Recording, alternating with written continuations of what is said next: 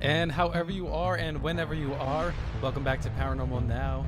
This is Alan B. Smith on the Inception Radio Network, and you are listening to one of the, one of the spin-offs, I guess you could say, of Epic Voyages Radio, if you will. And I say that because my first guest tonight, after I guess 3, maybe 4 years of working together, is Ken Cherry, who is the founder of Epic Voyages Radio. And coming up right after Ken, we have Nick Redfern, and we're going to talk about the Slenderman Mysteries. So I'm going to bring Ken on to talk briefly about this UFO or UAP, if you work in the Pentagon, that was captured on camera by actual pilots. And this was an article that came out in December of 2017 with the New York Times. And the name of this program that existed from 2007 to 2012 was apparently called the Advanced Aerospace Threat Identification Program. And I wanted to cover this topic because I feel like this is far more important than it's been given coverage for, and it needs to not be forgotten.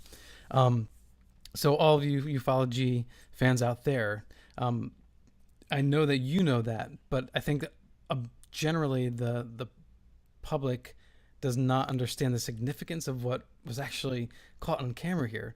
And I think they spent something like $22 million on this budget. So I brought Ken on.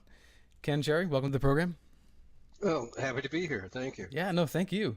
So can you fill us in on, what this is really all about and any updates since the December? Yeah, actually, there were 2 videos that were released by the Department of Defense in December.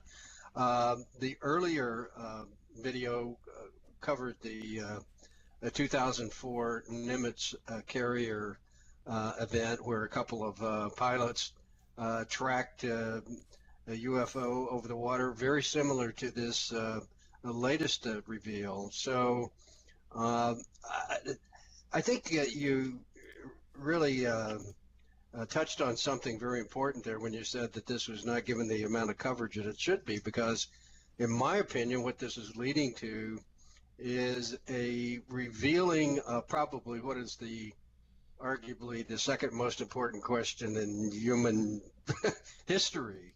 So it can't be understated how important this story is, and yet there's been barely a ripple. However, that goes to the success that the government has had in preparing the populace, basically the country and the world really, for disclosure that there are beings with advanced technology that have been visiting us really throughout millennia. The fact that there are videos is not unique. There have been many, many compelling videos. What is important is the fact that these were released to the public by the Department of Defense. This is not just a willy-nilly, a release. They had to go through many layers of declassification and approval by our, some pretty high up government officials, which means that instead of denying as they have in the past, now they're being more forthright and actually showing us what's in the sky. Mm-hmm. And isn't it something that people are just accepting this as no more, cause them no more concern than a flock of birds in the sky? It's just unbelievable what people have, come to accept. And yet, one of the greatest fears that they've always had, the government, in disclosing this, these people had this technology and their occupants, was that there would be fear and societal upheaval. And here we are talking about a story that's caused barely a ripple. Yeah, and I'm gonna play the audio for that right now, so everyone who's listening can hear. And this is from that first clip that was read. Fucking drone, bro. There's a whole fleet of them. Look on the ASA. My gosh. They're all going against the wind. The wind's 120 knots from the west. Look at that thing, dude.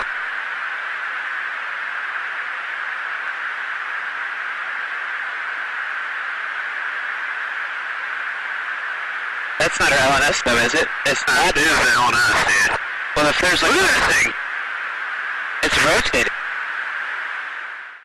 So, listening to this clip, they're saying a couple of things that I think really get under my skin and kind of give me, goosebumps.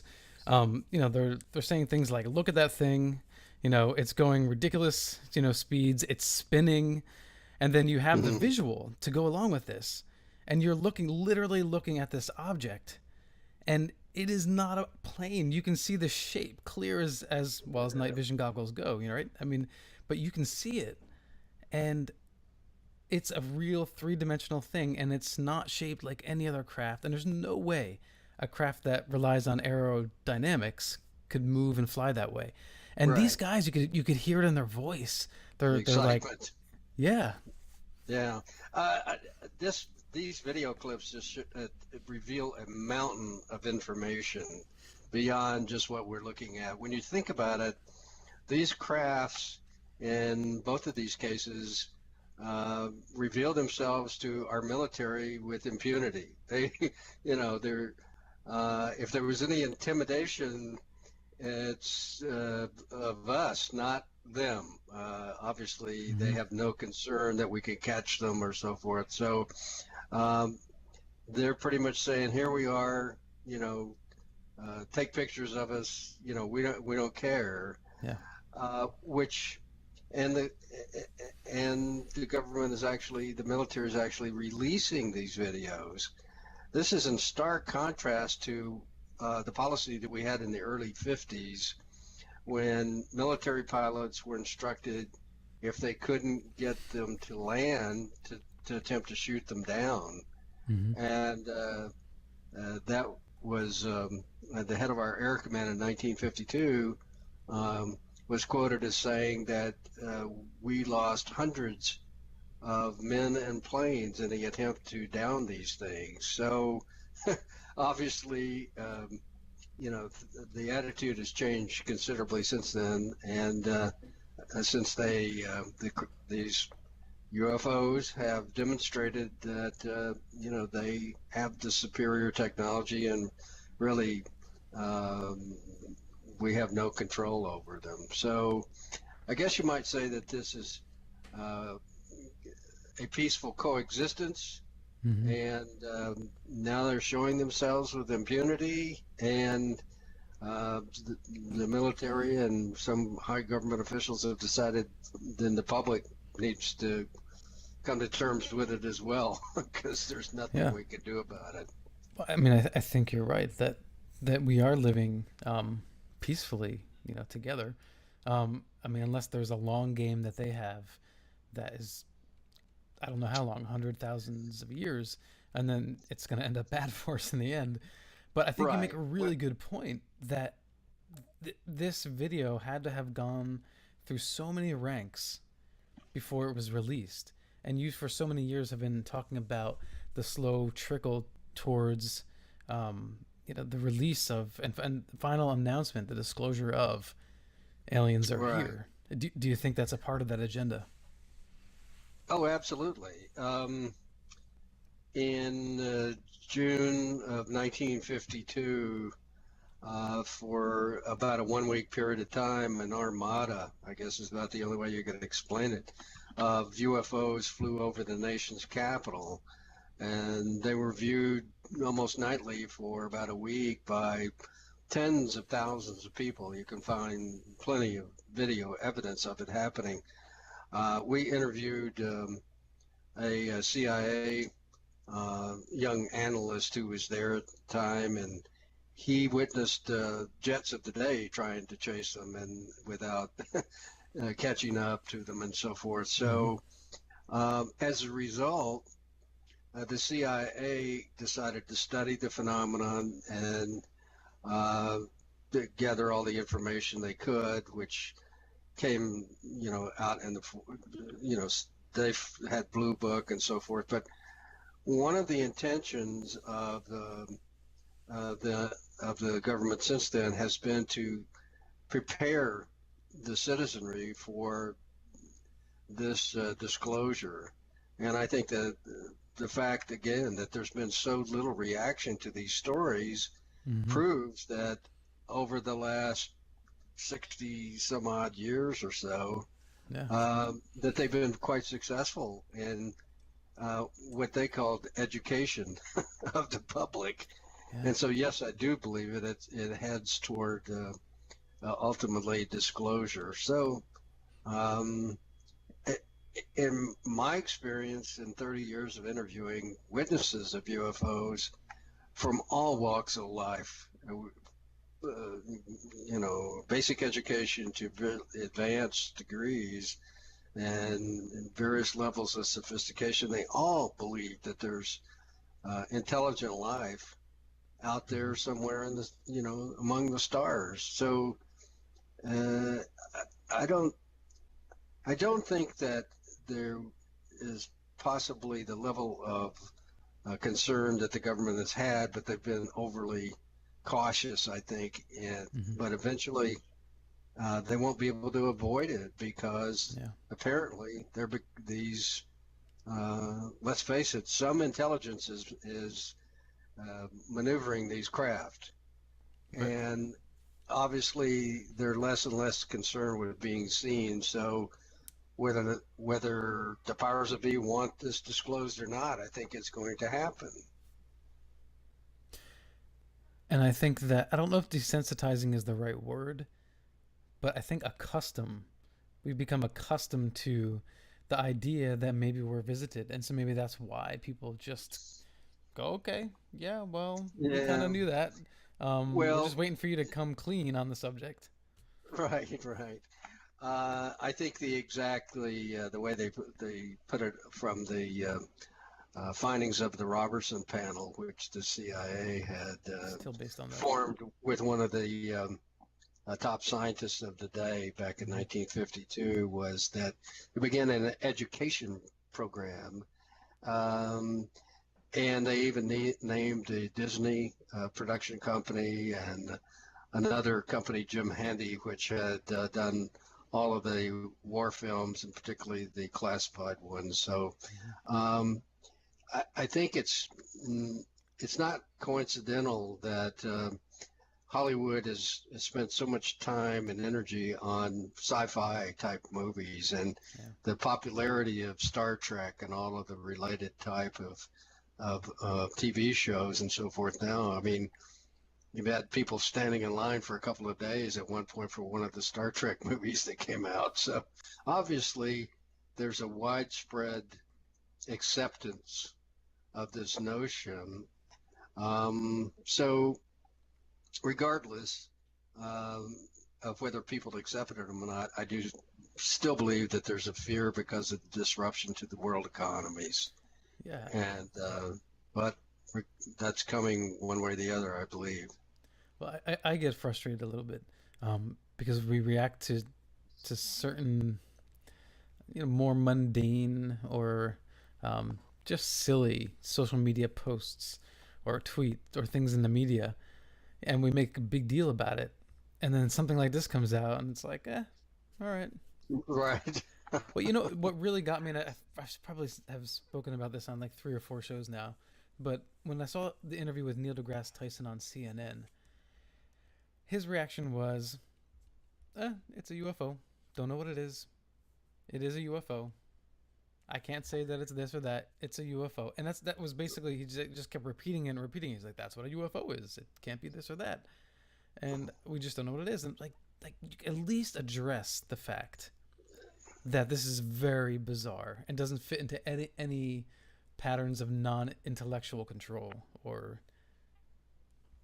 This is far beyond the typical UFO sighting report that I've seen over the past 30 years. Yeah. I mean, this is the military with a very sophisticated tracking device that is locked in on a solid object. Right. And It's not lights in the sky. it is not lights in the sky. It is something solid. It's the UFOs that visited the nation's capital in 1952. The military tried to explain away as some sort of strange weather phenomenon. It was a heat anomaly, you know, and so it just happened to come back and be, you know, outrunning jets that were chasing it and so forth and so on. But, you know, this is not your, you know, typical UFO case. And so, no, I wouldn't say it's just a UFO. It's a UFO. No, this is technology that is far beyond anything that we have, that we know we have, or that our friends and adversaries and competitors have. So this is several steps up from a UFO, in my opinion. This is, and unless it lands, this is about as close you're going to get to a real visual of a UFO. The fact that this thing is responding, it's maneuvering. I mean, everything about it just cries intelligent. You know, is being run by intelligent beings, and so that the implications of that are just absolutely staggering. Yeah. And yet, you're right. The media and most people just react like it's a flock of geese, which, by the way, in both of these cases, there were a number of UFOs that were seen on their radar. And so, once again, radar is proof that you can use in a court case, for example, as solid evidence. Yeah. So, you know, we've got video of it. We tried to chase it. We can tell it's solid. It's on radar. It's outmaneuvering us. I mean, how much proof do you need? You have multiple trained and qualified eyewitnesses. These pilots are expert at identifying things in the sky. So to say UFO is to dismiss it as something, you know, insignificant, like the typical lights in the sky report, and it's not. It's far more than that. Well, let's keep on top of it, and we'll not let go of this story. That's for sure. Ken, thanks for coming on.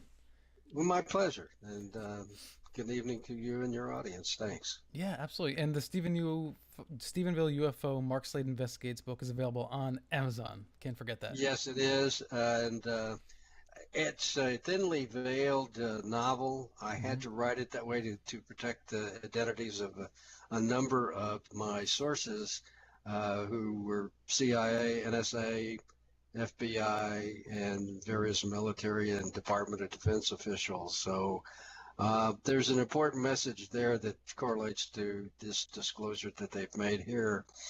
And they all, when they contacted me, said, here's some important information you need to get out to the public, but you can't use my name. So when you're reading it, I think you'll probably find something on at least every other page that is an important reveal. So that's my spiel. All right. I'm glad you spieled. Thank you. All right. Thanks, Ken. And coming right up next, right now, actually, is Nick Redfern, author of The Slenderman Mysteries. Nick Redfern is a full-time author and journalist specializing in a wide range of unsolved mysteries, including Bigfoot, the Loch Ness Monster, UFO sightings, government conspiracies, alien abductions, and paranormal phenomena. He writes regularly for the London Daily Express newspaper, Fortean Times, Fate, and UFO Magazine.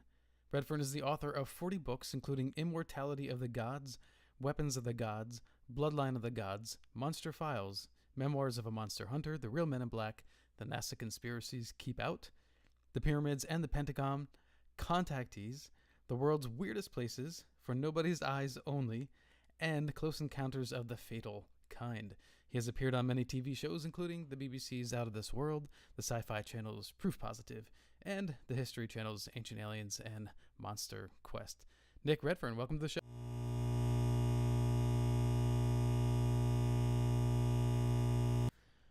So there's definitely a precedent for this idea that a creature like this could come alive. Why is the Slender Man, I don't know, I guess more pervasive and has been experienced by more people? Why is he more powerful?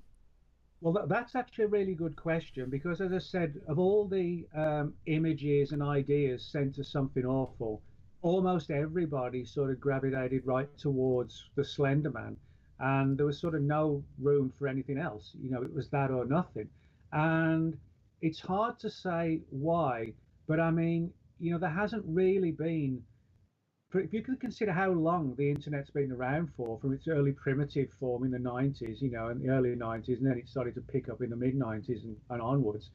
If you think about it, there never really has been a really creepy boogeyman, if you like, for the internet. It's like when I was a kid, it would be sort of campfire tales, or you go and with a girlfriend to the cinema to watch Halloween or Freddy Krueger, you know what I mean? That was where we would get our kind of boogeyman characters from. And I think part of it was that kids and teenagers, who 20 years earlier would have gone to the cinema to watch a movie, they really kind of latched onto this angle of this boogeyman, but it's in our world, it's in the kids' world, it's in the teenager world of, fictional characters online, etc., etc. So that had a lot to do with it. But why that particular image of all the various submissions that were sent in, it's hard to say why that one, really went through the roof. And I think one of the reasons is that Eric Knudsen obviously thought very carefully about the imagery, because what he did, he took a couple of old black and white photographs which showed a bunch of kids in a park and trees around them, and he inserted like pictures of the Slender Man, this tall, skinny thing with a white face, lurking in the trees, watching the kids. So that gave it a very disturbing, sinister, and creepy angle. Kind of made, I'm sure, like for kids and teenagers, it kind of made the hairs on their arms stand up. So in other words, it wasn't sort of just like a quick idea. That a great deal of thought had gone into creating something that, as soon as you see it, this suited, weird, skinny man staring at kids, there's it immediately, creates an image of like an unsettling air of menace. And I think that had a lot to do with it, and put that together with the sudden impact of a boogeyman on the internet for, and all these kids kind of resonating towards it. I think it's those things combined that really, took it to another level. When he's seen staring, is that all he's doing? He's just looking at you, or kind of looking at you. I guess he doesn't have eyes. Well, yeah, I mean, in some of the fictional stories, there are tales about, the Slender Man killing people and things like that. But they're, presented as fictional stories. I mean, that's an important thing to note, is that with Eric Knudsen, when he created the Slender Man, this wasn't, trying to create a hoax to fool people. It was genuinely a contest set up by Something Awful, just to see who could come up with the weirdest, creepiest character. So it wasn't a hoax or trying to pull the wool over anybody's eyes. It was, the exact opposite. But I think the whole angle of just the creepiness of it, is really what it got it all going, and people's imagination, and also the fact that as a species, for reasons we don't really understand, we like to be scared if it's kind of like a safe scared. That's why roller coasters are so popular. People go on, and what do? They scream their heads off, and they're really screaming, but they get off and they love it. And we have that kind of, our brains are plugged in like that. It's okay to sort of, watch a movie with Freddy Krueger on screen or whatever, or Jason, or Michael Myers, but they're not real, and so no one cares, but they like the thrill. And I think there's a degree of that, or there was, until, people then started to claim that they'd seen it in the real world. And then for some people, I think it became even more of a thrill, providing it didn't attack them. I think that there's something inside of us that is drawn to getting that thrill, and I wonder, do you think there's some sort of like evolutionary something built into our DNA that we're supposed to want to feel those thrills or that fear? Well, yeah, I mean, it's always actually a good thing to, be aware of, and don't view everything as innocent, because the world is a bad place, and there are dangerous people out there. So it's good, to have that sort of innate sense of, to be prepared, that sort of, as they call it, fight or flight, you either stand your ground and fight, or you run, and either way, hopefully, you don't get attacked or whatever. But yeah, I think it's sort of a vital part of us to be aware of dangers around us. I mean, that goes not just for us, but just about every animal on the planet. I mean, some animals have sort of remarkable defensive abilities. Others can sort of blend into the background with sort of certain insects where it just looks like a leaf. I mean, that's clearly done to protect the insect. So, we're not, in that sense, we're not too different in many ways to the rest of the animals here. They carefully protect themselves, and they protect their young, and so I think it's wise to act, and also wise to act on your kind of innate feelings or something. I mean, we've all been in a position at some point where you meet someone for the first time. You never met them before, you don't know anything about them, but you take a dislike to them, or you just something weird about them. You know what I mean? We've all done that at some point. We don't know why, and I think that kind of plays in. There is that sort of inbuilt, almost like an alarm going off, a red alert that there's something to be aware of, and I think that plays into it as well. The sort of the fear angle of the Slender Man. Is it dangerous? Is it just creepy? And people kind of get pulled into it because they want the answers as well, and so it gets more of a grip on them then. Yeah, I mean, going out to see Freddy Krueger movies or the sort. I mean, that's what I was watching when I was younger. That did give me nightmares, but it was thrilling. But there was no danger other than having a nightmare. Whereas the Slender Man, I mean, there seems to be a very real world effect that this thing is having on people, and I say this thing because it really does feel like it's getting a life of its own. This is Alan B. Smith for Paranormal Now on the Inception Radio Network. My guest is Nick Redfern, and we'll be right back. We're discussing the Slender Man. Hello, Inception Radio Network listeners. This is Amanda. Remember, you can take your Inception Radio shows on the go. Just download the Inception Radio Network app for your iPhone, iPad, or Android smartphones and access live shows, past shows, guest lineups, and much more. Just visit the iTunes Store or the Google Play Marketplace and download it today for free. You didn't forget what's coming up tonight, did you? Hi, Inception Radio Network listeners. This is Amanda. Never miss that interview you were looking forward to or the show on your favorite topic. Follow IRN on Twitter, I_R_N, and get reminders about the evening's live shows as well as fun and important updates throughout the week. That's I_R_N, and never miss a great show again.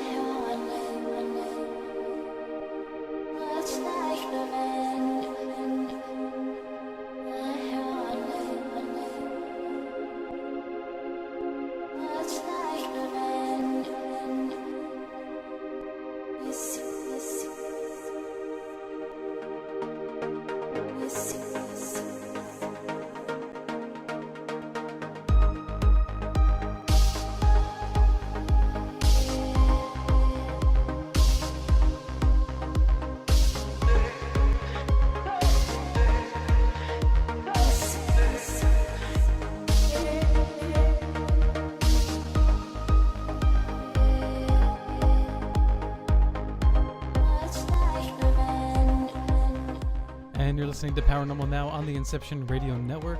Taking us out of the break was Take Me From the Darkness by Nathan Daniels.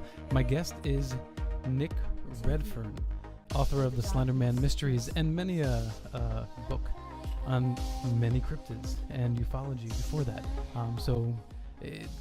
We're very lucky to have Nick on here because I think that this really is a topic that people should take seriously. And I'm going to lead right into this. Nick, is it possible that this entity, the Slender Man, has actually manifested in the real world in some way? Well, that's, it depends how you look at it. I mean, there's no shortage of stories from people who claim to have seen the Slender Man in the real world. And if that is true, if everybody is telling the truth, then clearly something along the lines of thought form is the best estimate for what's going on. Now, it's interesting, before the break, you said about how, for you it was sort of Freddy Krueger, but you just went back home afterwards and that was it. I think the big difference today, which might allow something like a thought form to come into being, is the fact that today we have instant access to just about everything and anyone all across the planet. 25, say 30 years ago, you would just go out with a bunch of friends and watch the movie, talk about it, afterwards, while you're having dinner at a local restaurant or whatever, McDonald's. And that's it. And you're not exposed to it until the next Freddy Krueger movie comes out, say another year down the line. But with the Slender Man, it's like constant on, and like a lot of things on the internet, most things on the internet, it's constant. People are constantly posting pictures, their own little stories and tales, artwork, fictional tales, setting up chat rooms, forums, things like that. And so, in other words, there's a greater ability today to be focusing on these things all the time, rather than, when Freddy Krueger was running high, you wouldn't, you'd think about the movie for a couple of days afterwards, and then you'd forget it until another 12 months because there was no medium to remind you. Today, we're constantly reminded, and people who are into the Slenderman issue are constantly reminded as well. So when you have perhaps thousands, maybe hundreds of thousands of people, just thinking about the Slenderman, dreaming about it, wondering about it, creating stories, artwork, chatting with friends about it, you can then sharing all this on the net and spreading it here, there, and everywhere, and you're getting everybody else's stuff in as well. Then I could see how, it would take things to another level.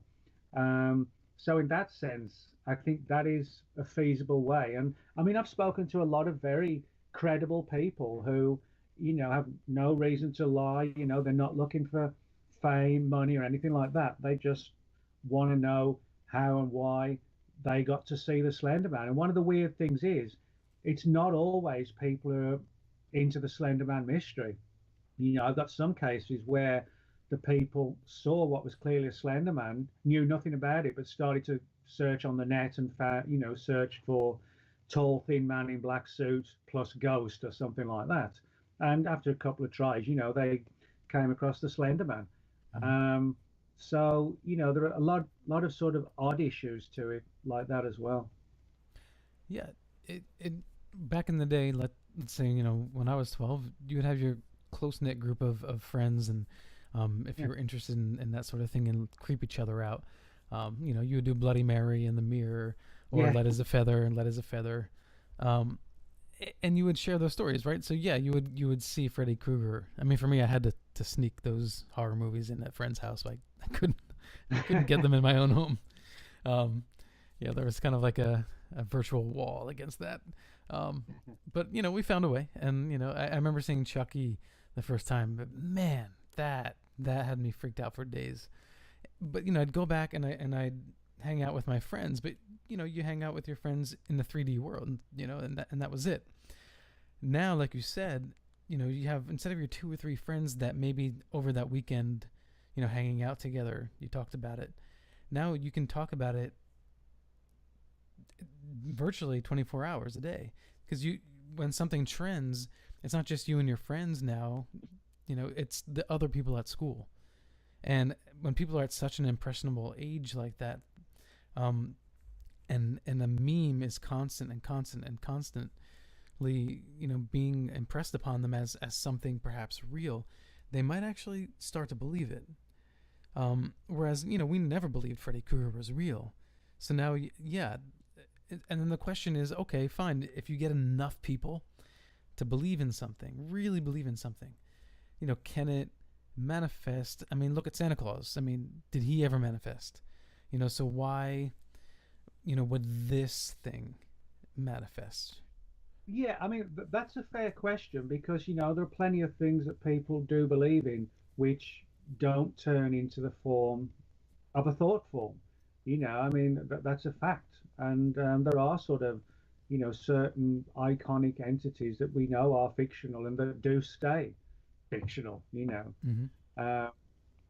So in that sense, you can look at it from both ways. People would say, well, we should be seeing, you know, thought forms of the tooth fairy, or whatever. But we don't. Um, it's hard to say why. It may be that some of these things are seen as just people just take the view that they are fictional.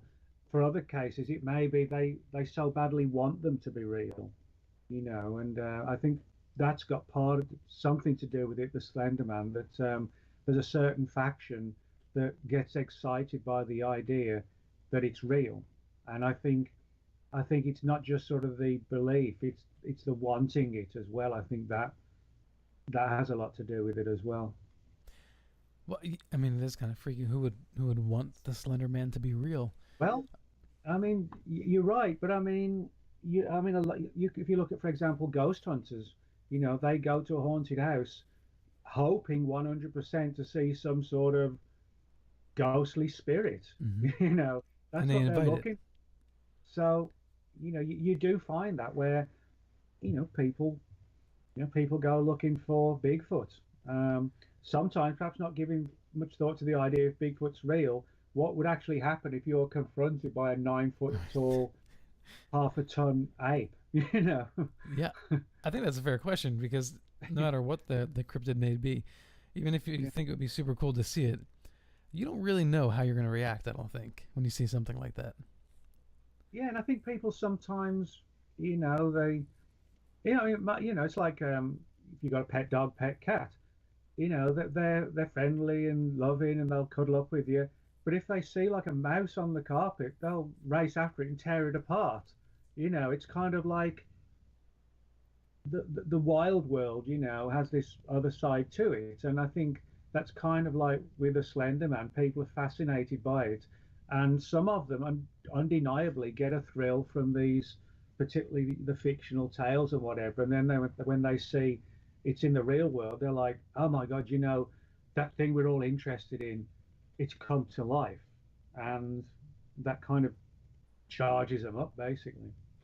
Yeah, um, I think that for me, it makes sense that there would be some parameters because if this is a reality, just speculating, there must be some sort of parameters built into reality to help formulate a creation like this.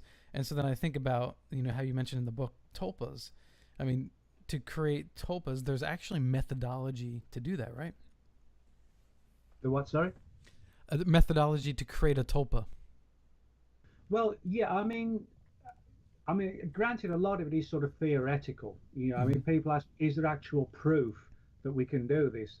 No, there is no actual proof, but there's enough circumstantial data and evidence and testimony to suggest this does work. Like I said, people like Alan Moore, Alexandra David Neal, there's countless cases like that. So a lot of it does just really come down to the method is focusing on it, deeply kind of yearning for it to come to life, almost getting your mind into like an altered state. When you go to bed and you just close your eyes and you focus on it and try and call it through, and you visualize the iconic image of it. The black suit, the white tie, excuse me, the white shirt, the black tie, the head with no face, and you have the backdrop of the woods, and also in some cases, not all, people talk about the Slender Man having these tentacles coming out of its back.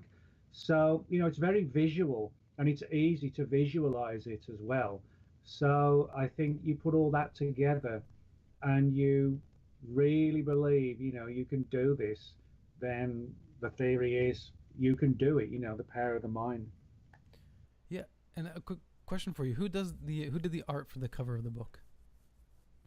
Well, they have an in-house art person who does all the covers. Oh, I see. And Okay.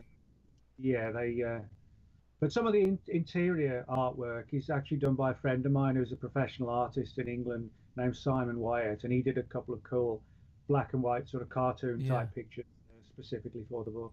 Yeah, they're almost like graphic novel comic Yeah, they in are. style. Well, that's kind of the way we wanted to do it. To sort of reflect people who sort of are into it. They would be into the the sort of the graphic novel kind of imagery already. So they could have something to kind of relate to in terms of the artwork. The Slenderman himself, has he been seen doing anything that stands out other than just being there or being present? I mean, have people seen him interacting with anything at all, or is he just sort of like this presence? Not really. It is more like a lurking presence, and it's as if it wants to be seen and wants to be known. And then what happens when you know him? Well, the thing is, you see, this sort of gets back to the angle of the thought forms. One of the theories is that if people begin to lose belief in something, any kind of thought form, that eventually it will deconstruct itself. One of the theories is it survives on the notion, if you like, that we believe in it. When we stop believing in it, it's like it begins to fragment. So in other words, how would you continue to stay alive in a strange way if you were a thought form? Well, you would have to keep being seen, because if you keep being seen, people are going to keep on believing in you. So in other words, the theory is the reason why people wake up or semi-awake in the middle of the night in a state of sleep paralysis, and they see the Slender Man hovering over the bed, or they wake up at 3 in the morning and feel compelled to go to the window, and there he is looking up. But that's all he does. But that's enough for you to realize that yes, it's real. And in a strange way, that belief bolsters the kind of more physicality of this growing and getting stronger thought form. So people have sort of given rise to theories that may explain why a lot of sort of archetypal supernatural entities from hundreds of years ago, thousands of years ago, nobody sees them anymore. Goblins, things like that, and centaurs, minotaurs, cyclops, and even through sort of the Middle Ages, fairies, goblins, gnomes. Now, I'm not saying those things literally ever existed, but it could well have been that the people of the 1600s did see something that today, you would call like a fairy, because they had such a deep belief in it. But today, people say, well, fairies, that's just a joke. And what happens? Well, we don't see them, and so, maybe a lot of these weird things that are out there, we may be responsible for their creation. When you look at Bigfoot, never gets caught, never gets killed, never gets shot, never gets hit by a car. And yet it's like a 9-foot tall ape, 8-foot tall ape, roaming all around the US. And we never catch one. Well, if you think about it, everybody has kind of this innate feeling when you're in the woods or forest. It's kind of creepy, and you think, what's out there? Well, again, if you've got millions of people all around the world having that same feeling when you go deep in the woods, what's out there? Maybe, we think to ourselves, there's monsters in the woods. And if you have enough people in the woods thinking that, maybe there really are monsters in the woods. Yeah. Maybe we are responsible, kind of like with lake monsters. You go into a lake, you think, oh, what's in the water? You can't see, it's all dark. What if there's a monster in the lake? That's why that may be why there are lake monster traditions all around the world, because we create them as well. Yeah, or when you're scared and you're creeping yourself out under certain Yeah. conditions, and you maybe see something in the corner of your eye. You might hear something. Have you ever been to James Gilliland's property out in No, I have. Washington? Okay, we went out there once, and he has this sort of like big open field, um, and so we had camped our tent out there. We were just passing through, stayed for the night, and it was a beautiful night, clear sky. There was ourselves and a mother and her child camping a little further away. And then the only other living thing on the property was one dog and a couple of humans in the house. Mhm. So in the middle of the night, my wife wakes me up, and I'm already kind of half awake because I really have to go to the bathroom. But when you're too cold and you don't want to get up and go to the bathroom, so she wakes me up, and now it's like, oh my god, now I have to go. But she's like, do you hear that? And I stop and I listen, and it sounded like long bipedal strides, Hmm. kind of just right next to the tent. You can hear this kind of weird walking, and it wasn't like, and the dog that was there was a small dog, 4 legs. It didn't sound like that at all, and I'm freaked out because I have to go to the bathroom. She doesn't want me to leave the tent, but I hate not knowing what's out there. So I finally leave the tent, and I'm like, I have to go, and I walk out there, and there's nothing there. But really, we heard it. It was right there, and then there's nothing. And I wonder, is that just a thing that existed, and I don't know what it was. Was it a Bigfoot or some entity? I don't know. Or was it something that we in our imagination sort of conjured up, and then when I went to face it, it just disappeared. Well, yeah, I mean, this is interesting because this gets to the heart of something important.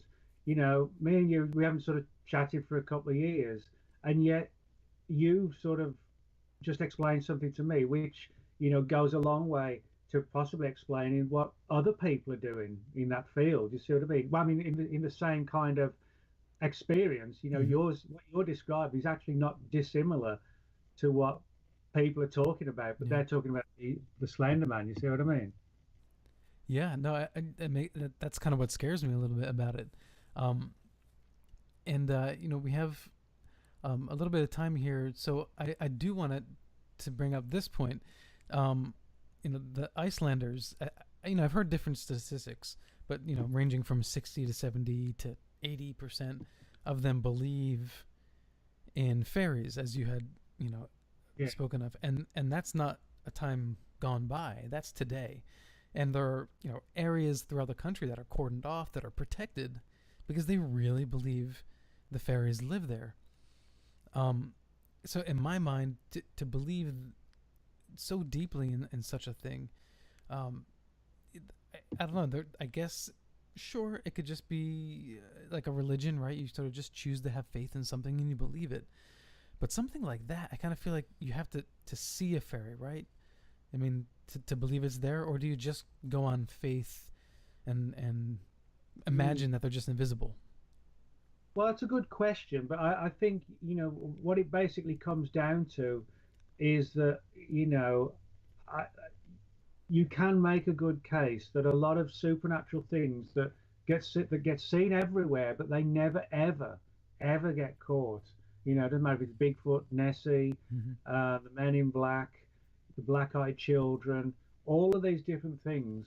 One thing they have is that they're 100% elusive, 100% of the time, and nothing really can do that in the physical world. So that's why it makes me think that they we never catch them or kill them because they don't exist in the way that we do, but they kind of reflect our fears, like the Men in Black, the fear of strange characters getting into your house, and threatening you and terrorizing you, or the either you go out into the woods and, well, what's lurking in that area, where you can't see, or you go out on a lake, and it's all foggy and the skies are dark and the water's deep, and you think, what could be down there? All of these areas and locations are sort of they can prime our imagination. And I think possibly for that reason, the very fact that Eric Knudsen created the Slender Man and placed him for the most part in a forest setting. That's, most of the stories, that's where he lives, in like a creepy mansion in the woods. So for the kids who are into the Slender Man mystery, there's a double angle going on. There's the creepy character, which provokes this imagery of what is it dangerous? And then you put him in the context of a forest, and forests are spooky places at the best of times, then it amps up the imagination angle even more. Yeah. Okay, so imagination is one thing. Really believing that this thing has some sort of power or control over you is another thing. Which brings us to the 2014 known as the Slenderman stabbings. Yeah. Anissa Weir, Morgan Geyser, and the Peyton Leutner was the victim. Can you tell us about that story and how that even occurred in the first place? It's really freaky. Well, yeah, I mean, it's freaking. It's a very tragic story, and it demonstrates just how the sheer belief in the Slender Man can end in complete tragedy. For most people who follow the story, it's something, kind of like the equivalent we said at the beginning, like a roller coaster. People get a thrill out of it, but there was nothing sort of thrilling about, this particular case. But basically, what happened, excuse me, it was May the 31st, 2014, in a city called Waukesha, which is a suburb of Milwaukee in Wisconsin. And as you said, there were two young girls, both 12, Anissa Weir and Morgan Geyser, and they attacked one of their friends or former friends, as you said, Peyton Leutner. And basically, the backstory is the night before the attack, they had a party. It was one of the girls. It was a party, a birthday party. Next morning, they all had breakfast together, and then the two girls essentially lured Peyton Leutner out to a nearby park and to a wooded area, where Morgan stabbed Peyton almost 20 times, and it was a miracle that she didn't die. Several of the stabbing wounds, came very perilously close to arteries, major arteries and organs. And against the odds, she survived. She wasn't killed, but the girls didn't realize that, and they fled. They hit the road quite literally. They walked on one of the main highways, and they were going to make their way to a large area of forest where they believed the Slender Man lived, in this creepy old mansion. And when they were taken into custody, they said they believed that by essentially sacrificing Peyton, that they would become the Slender Man's proxies, which was their words basically. Now, fortunately, Peyton was found. The emergency services turned up, and she made a good recovery psychologically and physically. But the other two girls, that although there was a point where it was going to be like a murder charge, it became clear that this, that the Slenderman angle wasn't a ploy, to get off or to have a lessened sentence by insanity or something like that. But they weren't found guilty of murder, but they were essentially, they're going to be behind out of society for like 30 and 40 years respectively, because it was just Morgan who did the stabbing, while the other girl just looked on. So her sentence was slightly shorter. But they fully believed it. This was not, like I said, any kind of ploy to allow them to perform a terrible act and hopefully get off or whatever. It was nothing like that. They were really deeply into it. Now, there are some weird things about all this. One of the things a lot of people don't know, and I'm not even sure if this was anything that even the court or the police knew, but the very night before the stabbing on the day of the May 31st, May the 30th, Coast to Coast was being guest hosted by Dave Schrader, and he had a guest on the show, and they were actually talking about thought forms, and the issue of the Slender Man came up from the perspective of, if enough people are thinking about it and talking about it and listening about it, um, could it become even stronger? And this show, because it's a late night show, it actually spilled over into the early hours of the 31st, the day of the attack. So that was kind of really weird that just most people don't even know that the night before the attack, Coast to Coast did a major show that talked all about the Slender Man and thought forms. And there's no evidence at all that the girls listened to the show in any fashion whatsoever. But what gets really weird is that doing the research. Well, you know what, Nick, hold it right there. We'll pick it up after this second break. This is Alan B. Smith for Paranormal Now, but speaking with Nick Redfern, author of the Slenderman Mysteries, and you can check that out on Amazon.com. Stay tuned. We will be right back. And welcome back to Paranormal Now. This is Alan B. Smith, your host on the Inception Radio Network. My guest is Nick Redfern, the author of the Slenderman Mysteries. So, Nick, I'm sorry, cut you off right there. The break caught up with us. Right. Do you want to just pick up where you left off? Yeah, what I was going to say is one of the weird things I found when I started doing research into the stabbing story was that this was actually not the first time that something weird had occurred in Waukesha in relation to sort of tall, skinny, dangerous figures. One of the people I interviewed for the book was a guy named Mike Huberty, and Mike told me how in the mid-1990s, and just literally like a couple of miles away from where the attack occurred in 2014, so we're talking about 94, 95, something like that. Mm-hmm. Mike said that he saw in the woods there like this tall, skinny, shadowy, dark, humanoid figure, and he was with two girls and they just fled the scene. And until the attacks occurred in Waukesha, he hadn't really sort of made any kind of connection. And then he realized that what he was talking about was not at all dissimilar to the Slender Man, this sort of tall, skinny, like I said, humanoid, lurking in the woods, and of all places just a couple of miles from where the attack went down in 2014. Now, going back even further, I found a story from 1921 where the body of a young boy was found in a pool in Waukesha, again just a couple of miles from where the attack occurred, and he was never actually ever identified. He was essentially given like an unknown grave, so to speak.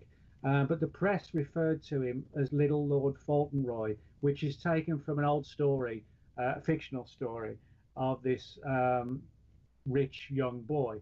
And the reason they called him that was because when they found this unfortunate little lad, he was wearing what were clearly expensive clothes. So they thought he came from a rich family, but he was never, as I said, he was never formally identified. And although there were rumors and theories and ideas and suspicions as to who the killer was, nothing was ever proved. Now, a psychic got into this and had a look into, try and figure out what happened. And she had visualized this image of this tall, thin man in a black suit carrying the body of the boy through the woods. And so that's just three of, I've actually got several other cases that, continue to make the same kind of arguments. But that's sort of two really weird angles, of sort of a precedent where something was seen actually before the Slender Man was created. It was and that actually is something that I talk about quite a bit in the book, where people have seen the Slender Man before it was actually created, which suggests to me kind of almost as if this sort of tall, skinny image is almost like an ancient archetype that you can find in different cultures around the world, and that is a fact. You do find old cultures that have things similar to the Slender Man. So one of the theories is that Eric Knudsen may not have solely created the Slender Man. His subconscious, if you like, or an inbuilt subconscious that we all have, may have had some sort of involvement in the creation of the Slender Man. And today that term Slender Man may be just the the modern equivalent. For example, in Germany there was a very similar one known as Der Grossman, and also in Germany, the story of the folktale of the Pied Piper, who magically had this magic flute that hypnotized the kids of the town of Hamlin in Germany and whisked them away into the woods and the mountains. He sounds like a slender man as well, tall, skinny, strange looking, and had power over children, and took them into the woods, as I said. So, I think there's something to the idea that there may well have been an external aspect to the creation of the Slender Man based on, as I said, pre-existing archetypes and things like that. Yeah, I think that's interesting. I think another way perhaps to look at that is how we look at the experience with abductions and alien close encounters, and we parallel those modern experiences with past experiences with fairies or other supernatural beings. And I don't think that we could know how our minds interplay, how our imaginations interplay with the sort of, if we go down this road, quantum reality, where consciousness and the real world are connected. The two-slit experiment is what I'm thinking of here. So, the two-slit experiment where they shoot the photons, right? Oh yeah. Uh-huh. Yeah, and when a human watches it, it actually behaves differently. The photons themselves, right? So this observer effect. So that to me is like at least some science, to support how our imaginations or our consciousness can affect reality. I guess the wonder is, what's the failsafe? Why aren't we, undoing reality with our fantasies? Well, yeah, I mean, these are all sort of important questions, because when it comes to the nature of reality, most of us kind of think the world is just what it is, until occasionally there is a weird glitch. And then people think, well, hang on a minute, that was just too weird to be a coincidence or whatever, Mm-hmm. Or somebody has sort of prophetic dream. And then you think, well, if people do have dreams and something really does come true, what does that say about the sort of linear nature of time, the past, present, and the future, which hasn't come yet? And then you have to think, well, has the future already happened and we're in the past or whatever? So one of the interesting things about the Slender Man issue is, it actually does address in a strange way a lot of these things you just brought up, the nature of reality, quantum physics, all these different things actually could have a deep impact on how and why people are seeing the Slender Man, and it's not just down to bad dreams or whatever.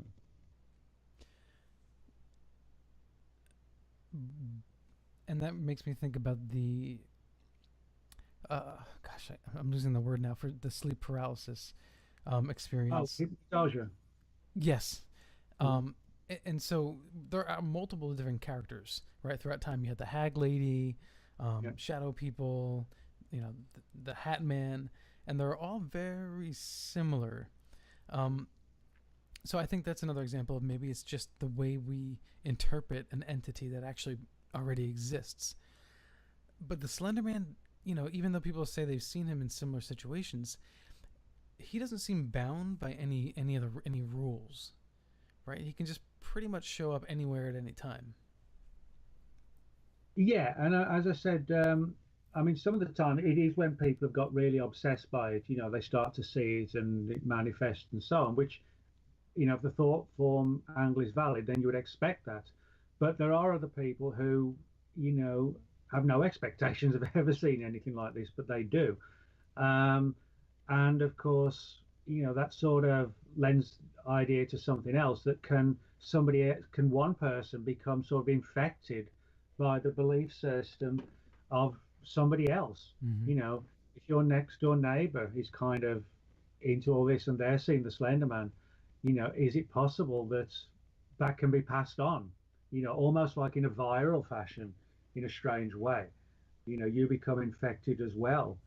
Well, the Dave Schrader episode on Coast to Coast might have just been really bad timing, because this may have been trending while that show happened at the same time, so it was just bad luck. Yeah, yeah, and bad luck happens.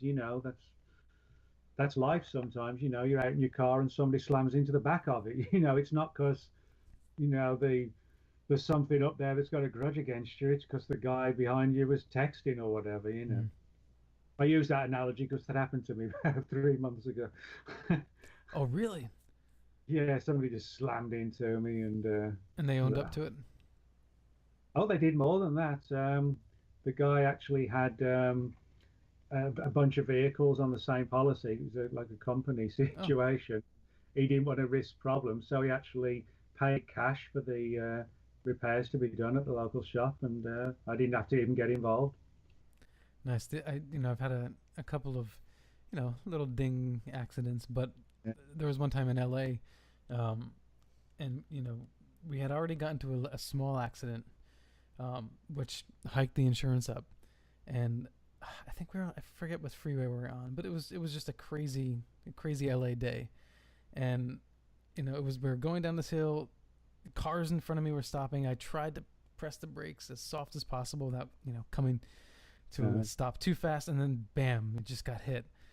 And the good news in that case for us, because we were just planning on leaving LA at that point, the guy who hit us didn't want to do anything with insurance, and we were perfectly okay with that because we had already been down that road with insurance, and we were like, fine, we will just pay out of our pocket, fix the bumper, and move on.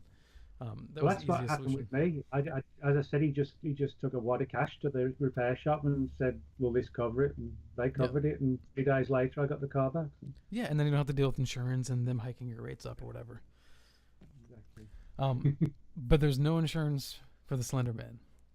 No, there's not, and that's one of the odd things about it. It's so unpredictable in terms of when it turns up, how, why specific people. I mean, some of the people I interviewed, one guy named Mike Johnson, who had an experience in 2001 with a creature eerily like the Slender Man, but this was 8 years before Eric Knudson's creation. He saw in the woods in this area of forest in central England what he describes like a 9-foot tall figure with arms down to its knees, very spindly and spidery, and with a face that seemed like blurry. He couldn't make it out, which is like the Slender Man. And of course in the woods, and Mike, he actually was part of his job took him into the forest. He was sort of checking on the local wildlife and so on, and he had no involvement in anything like this. He was just in the wrong place at the wrong time, or the right place, depending on your perspective. So that often happens as well. There's no sort of rhyme or reason as to how or why these experiences occur to some people and not to others. But I do think, if the thought form angle's valid, that you have certain people who create them, and then when they're let loose, in theory, they could, sort of infect anyone at random. There wouldn't need to be, that person who sees it like Mike, they wouldn't need to be focusing on it if it was already kind of in the air, so to speak. And if you dream about the Slender Man, are there any effects at all, or is it just kind of this experience? You see it, it's scary? Actually, that's a good question. There are actually some things. I mean, one of the issues, of course, is, you mentioned sleep paralysis, where a lot of people have probably had that, where you wake up in the middle of the night, semi-paralyzed, not able to move properly, and you get this deep sense of terror that something's coming towards you on the corridor to the bedroom, or is in the bedroom already, and you're unable to do anything about it. And eventually, you sort of break free, and then the creature's gone. So there are a lot of cases, and I've actually got quite a few. I'm starting to get like a huge feedback from people who've read the book or listened to some of the shows, and I've got quite a few now sleep paralysis stories surrounding the Slender Man. But one of the things that cropped up was like night sweats. People who'd had an experience for weeks later, they wouldn't have sleep paralysis, they wouldn't see the Slender Man, but they just wake up in the middle of the night and their skin was just like as if somebody had sprayed them down with a hose pipe. I'm talking about soaking wet. there's odd things like that. And so, people, one of the other things is that people who've had the experience in the middle of the night, they wake up in the morning like just exhausted. I mean, like wiped out, sort of like psychic vampire kind of thing.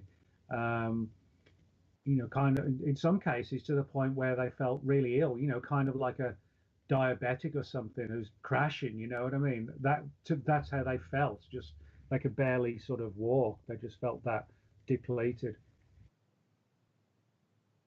Oh, did I lose you, Nick? What's that? Oh, you're still there. Okay.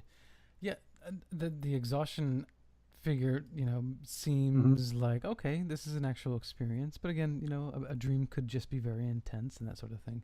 That's true. Yeah, I mean, adrenaline's flowing around you and everything else, and you wake up soaked and scared. So part of that, it could be psychological. So I mean, I wouldn't want people to think that everybody who has a dream about the Slender Man, that there's something supernatural about it. I mean, it's, for example, each and every one of us, at least a couple of times a week, has a dream about something similar to what actually happened in the day. So that's just your mind picking up on the memories of what happened yesterday or whatever.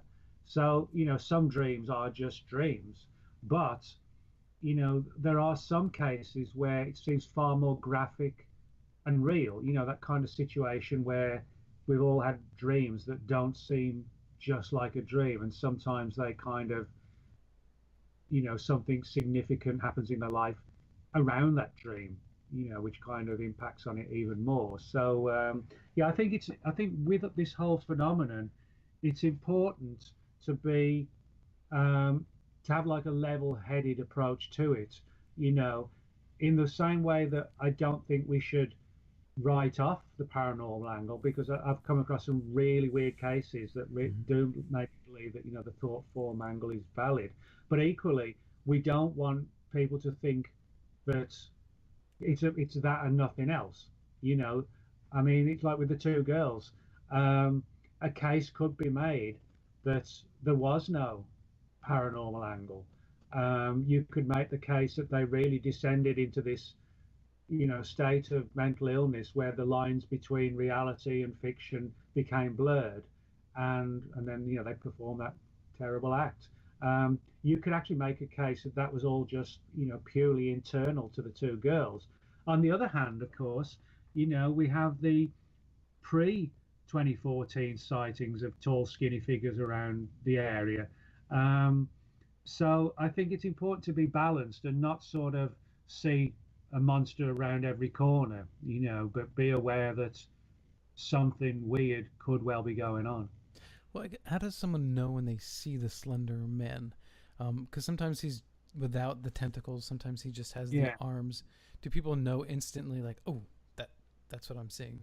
Well, I mean, that's a good question, because although the Slender Man certainly has a huge following in, kids and teenagers, and certainly, a massive number of people were exposed to the Slender Man when, the story of the attacks broke out.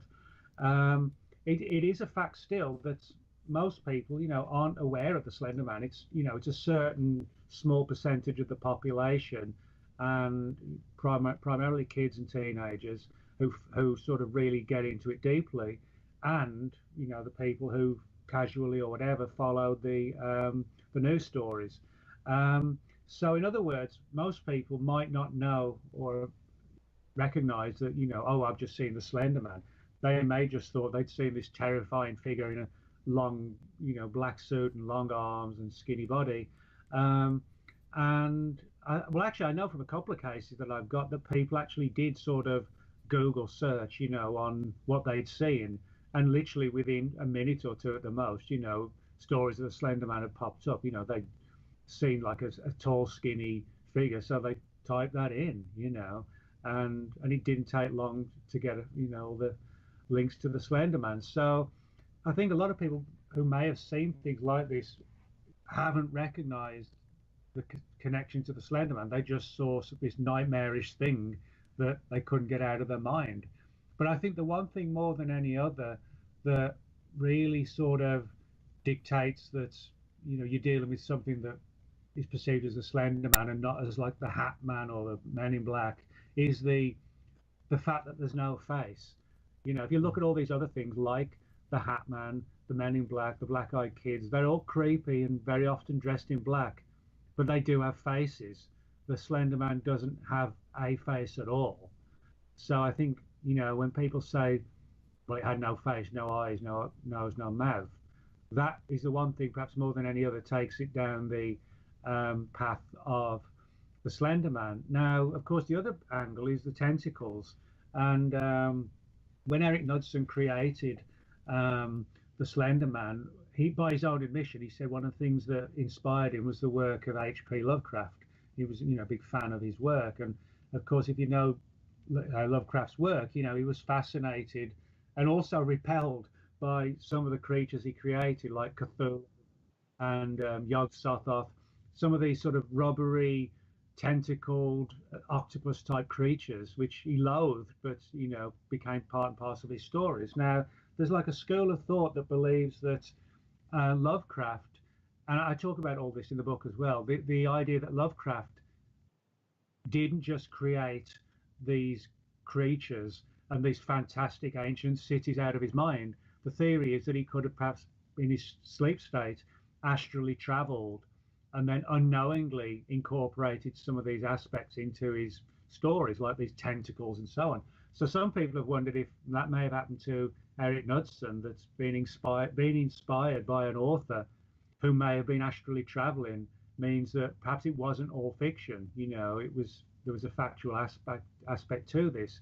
But what's interesting is that I've found that when people talk about seeing the Slender Man, when they see him in the woods, for the most part, he has the tentacles. But most of the cases I've got where he's been seen in the bedroom, there are no tentacles, but everything else is the same. You know, the height, the arms down to the knees, the no face, everything else is exactly the same, apart from the tentacles, which are just in the woods. And that, I didn't notice that actually at first, and I didn't notice it enough even to get it in time for the book. But it was weird that, you know, I found this sort of little known trend. And that makes me wonder, you know, is that evidence of that we're dealing with a real phenomenon where, for whatever reasons, when it's in the woods, it has the tentacles, and when it's not in the woods, they vanish. You know, I have no, if there's a down to earth explanation, I just can't figure out what it is. You know what I mean? Well, that's really interesting. Because that is, you know, paranormal is difficult to study in the first place, because how do you, you know, have repeatable situations where you can measure scientifically? Yeah. You don't have those controls, but in this case, that would sort of give you a way to corroborate a pattern, and then if you can recognize the pattern, that would at least, you know, support the idea that this is a real thing in the real world. Yeah, and it's kind of little things like that that keep me sort of my mind open, you know, on the idea that it's not just mass hallucination or mass hysteria.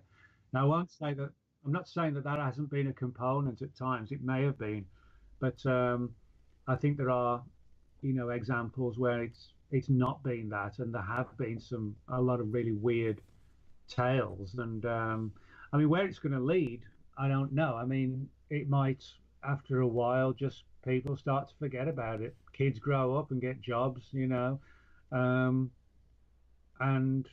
they move on. Maybe some people, you know, they won't move on, but whatever the answer is, that could actually, you know, the younger generation right now who are fixated on all this, you know, it's like anyone when you're a kid or a teenager, you know, your mind swings this way and that way. You know, one day your favorite TV show's this, then you think, why am I watching this? You know, this is kid stuff. And so it could actually change quite dramatically to where it loses the impact, or the other way is that it gathers even more people. You know, it's hard to say really, you know, which way it would go. Well, I mean, the people who are haunted most by the Slender Man, I mean, is there a larger demographic because of the social media aspect that is younger? Yeah, I mean, a lot of the stories are sort of young teenagers, or sort of 11, 12, 13, 14, 15, something around those ages.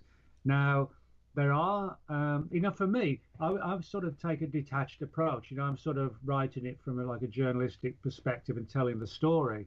But, I'm not interested in, sort of taking part in, sort of forums and, have you seen the latest piece of artwork, or buying a Slenderman T-shirt or whatever. I'm not.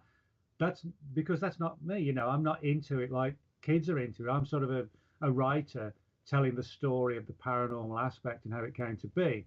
But when you have, kids who are really into it and deeply into it, that's a totally different angle from somebody who's just writing about it. So I think, if we think back to when we were kids and, one minute you're sort of playing with your GI Joe and tanks and aircraft and guns, with your friends, then suddenly, you sort of see that girl over there and you want to take her to the prom kind of thing.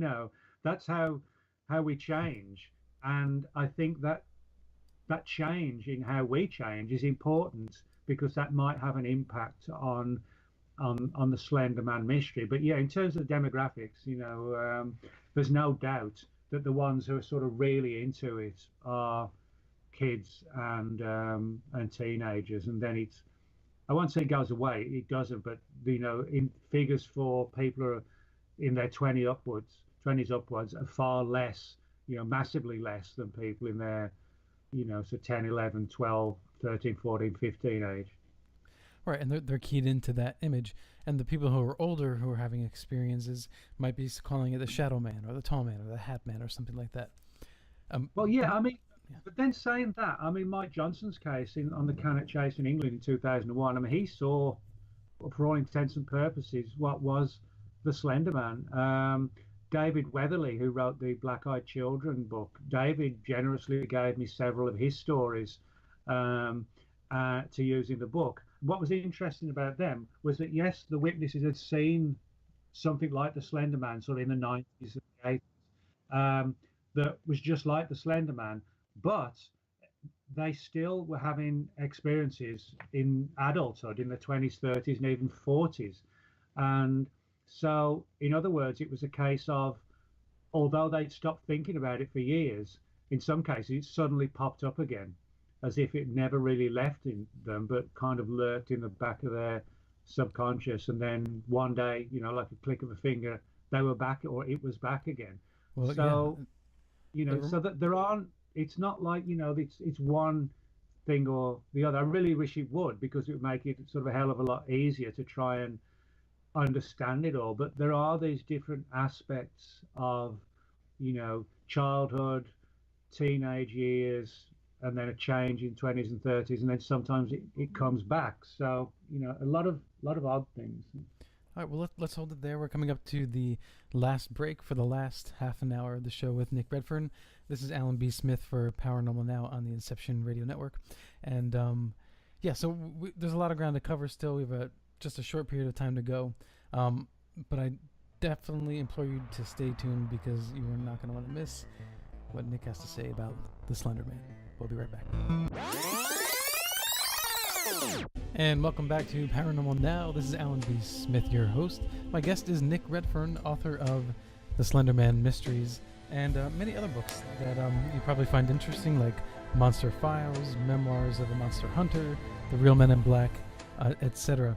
And speaking of the Real Men in Black, Nick, we just discussed all these different parallel crossover characters, if you will.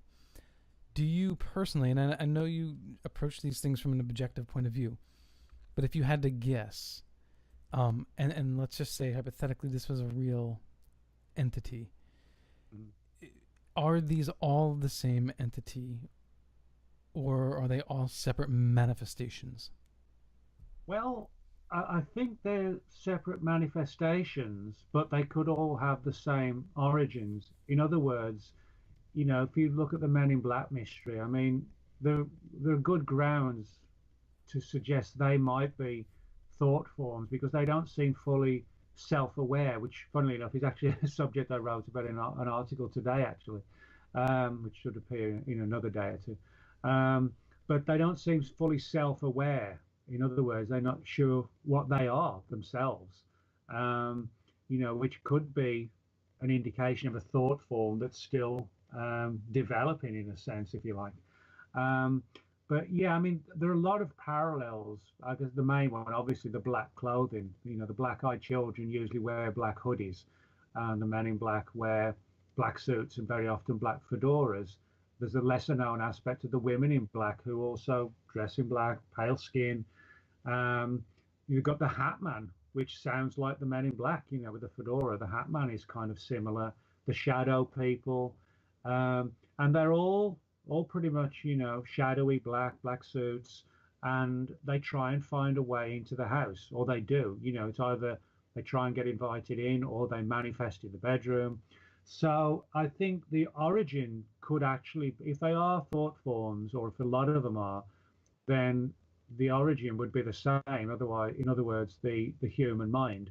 But in saying that, they may, if they can take on, the form of a man in black, a woman in black, a black-eyed kid, the big question is, does each thought form remain in its original form, or, can they actually alter? In other words, could a slender man one day, be a black-eyed kid the next day?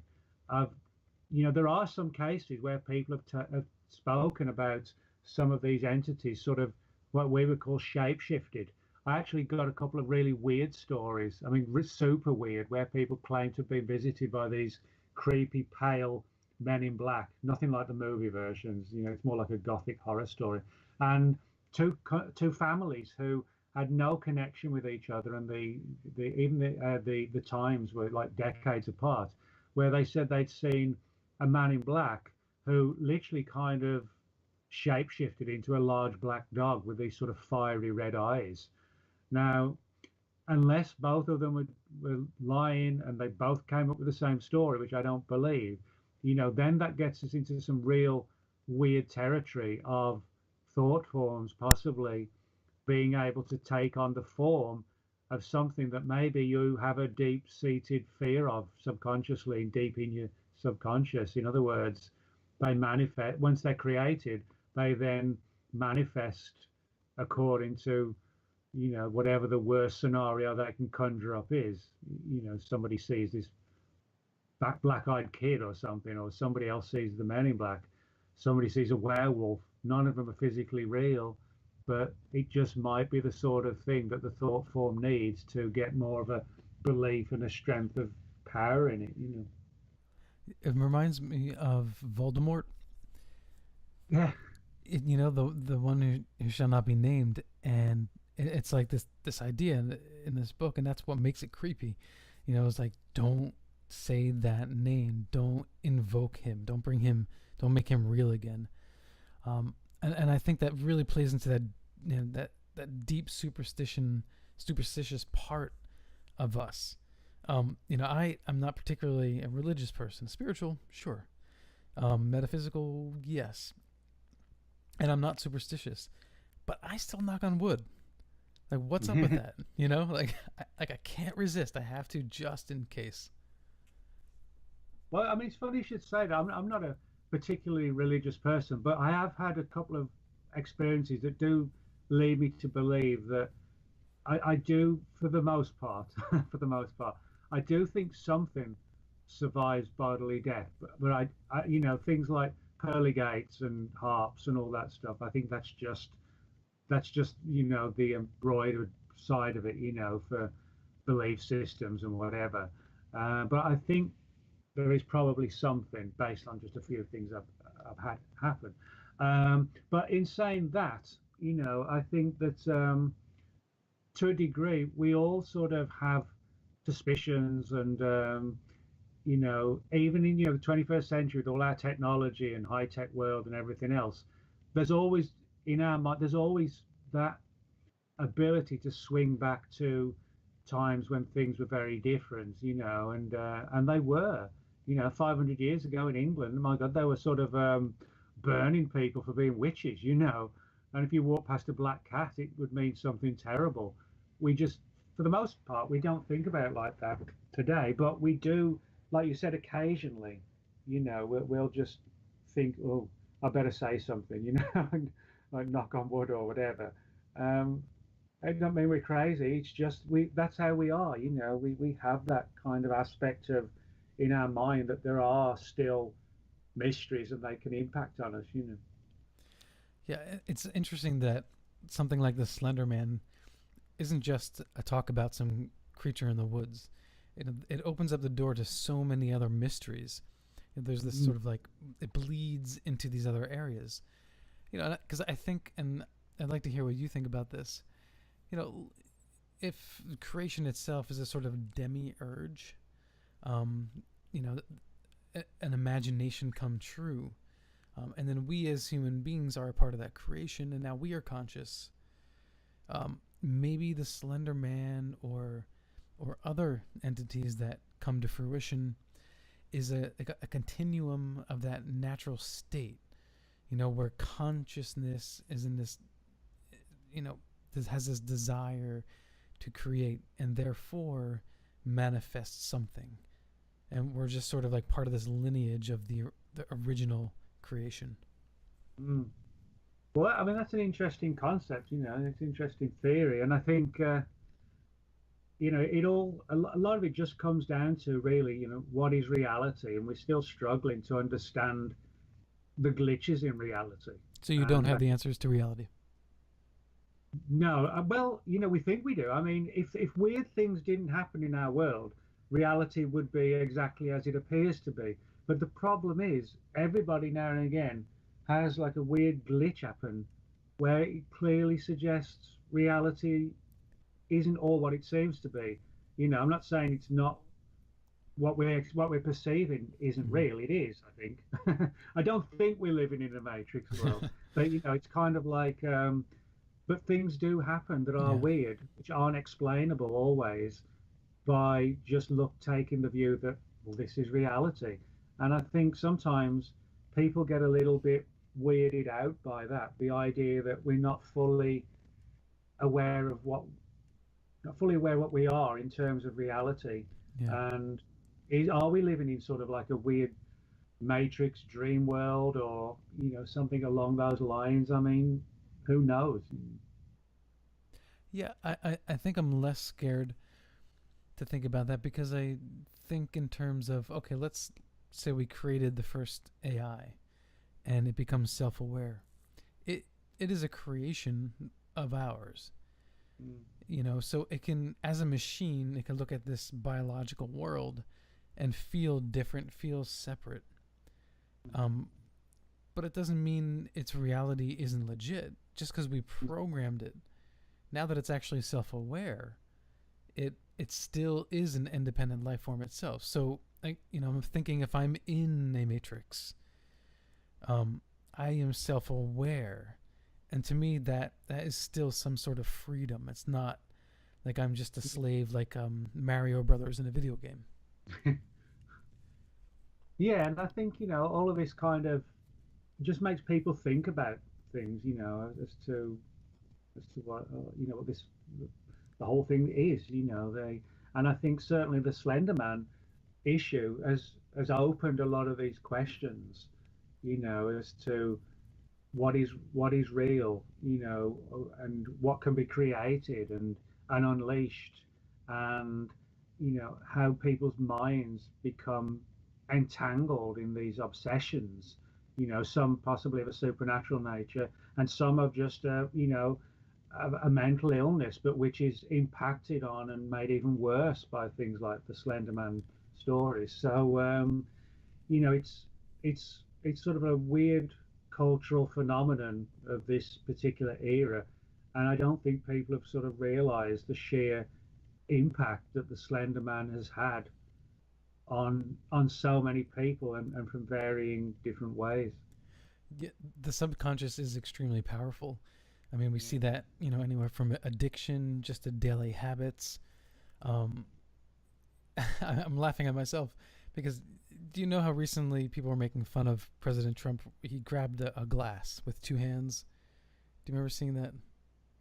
Oh yeah, when he was giving like a speech or a Yeah, press. he was at the podium and he just, looked like kind of like a feeble old man, picked up this glass with two hands.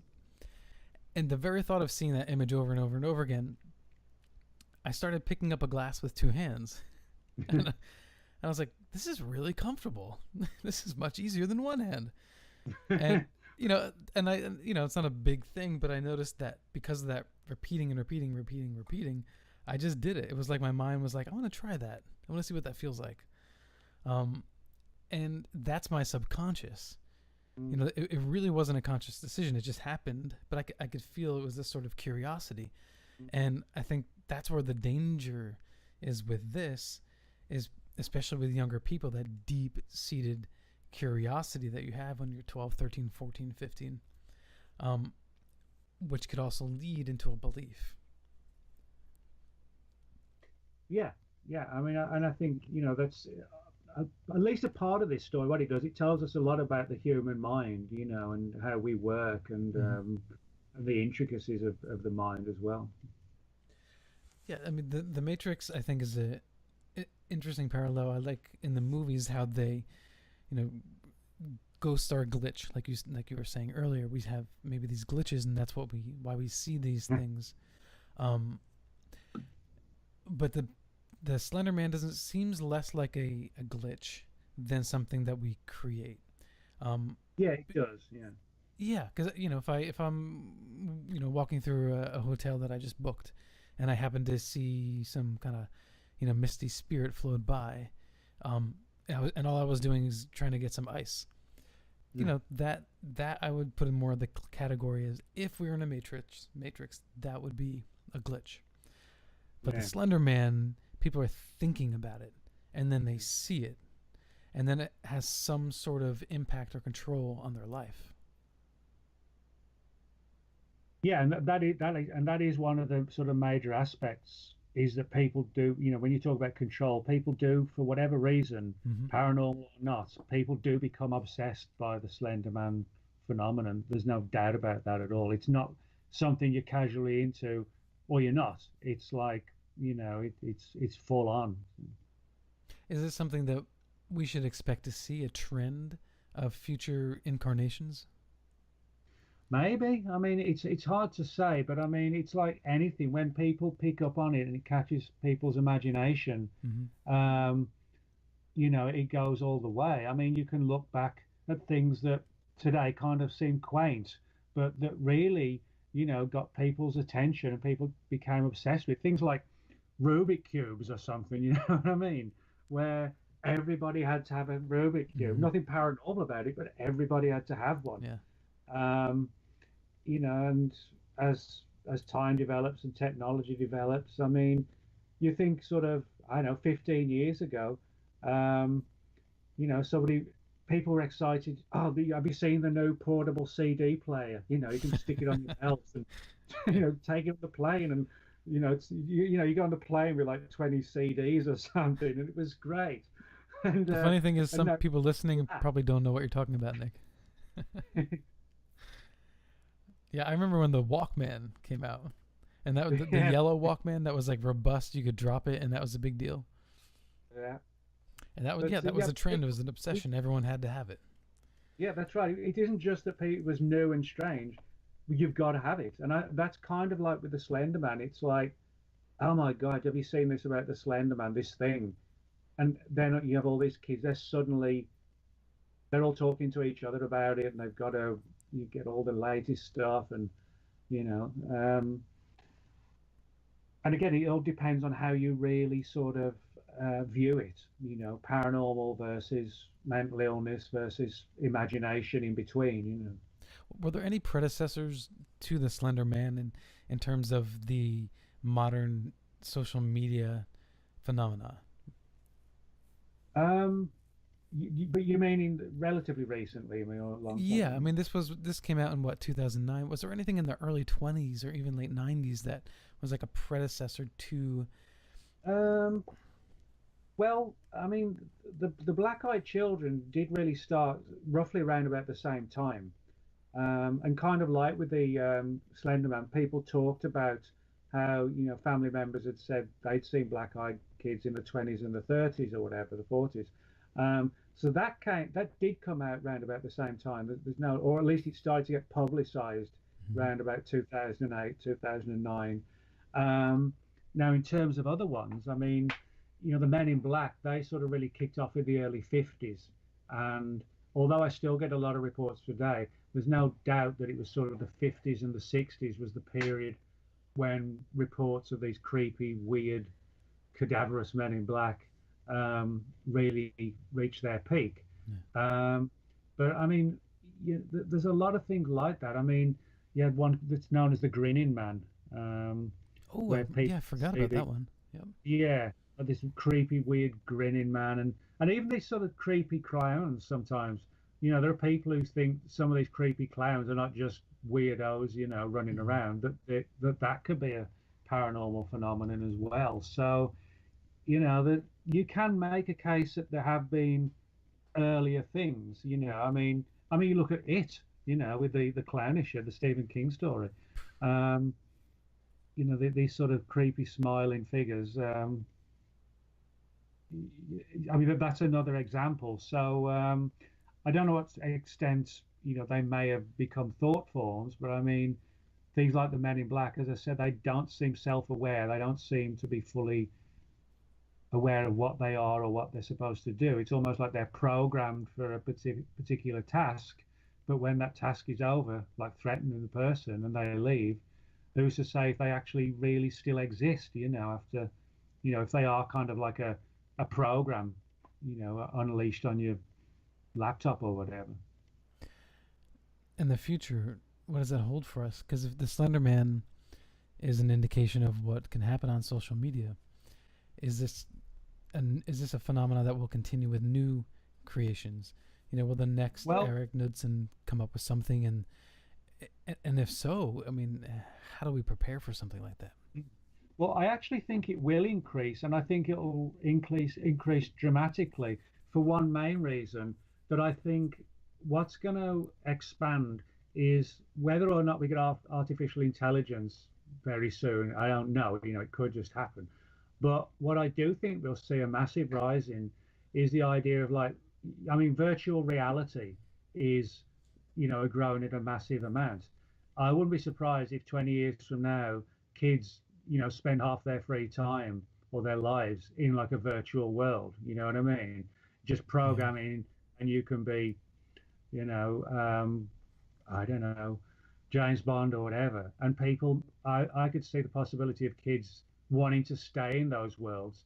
And so if you're in a Slenderman virtual reality 20 years from now, and the reality of it becomes even more overwhelming, even though it's actually not, that I think could actually result in an even greater belief, because you're living in that kind of real, kind of like a Matrix world, but you're aware, you actually know what it is, but you just don't want to leave it. You don't want to leave it, and the Slenderman's in there as well.